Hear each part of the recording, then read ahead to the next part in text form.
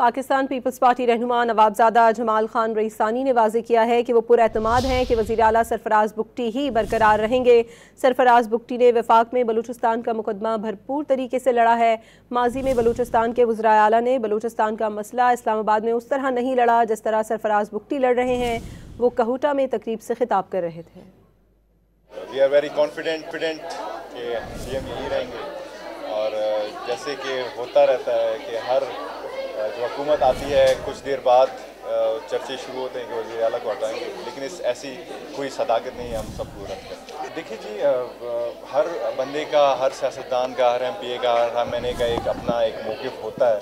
जहाँ तक मेरा मौक़िफ़ है, दोनों अली हसन ज़रदारी साहब और लियाकत लड़ी साहब मेरे लिए काबिल एहतराम है, लेकिन मैं समझता हूँ कि जो सरफराज साहब हैं उन्होंने बलूचिस्तान के लिए काम भी किया है और उन्होंने ख़ास तौर पर वफाक में, क्योंकि हम बैठे हैं वफाक में, उन्होंने बलूचिस्तान का मुकदमा भी लड़ा है। क्योंकि हमारे पिछले जो वज़ीर आला थे, उन्होंने शायद इतना वफाक में मुकदमा नहीं लड़ा जितना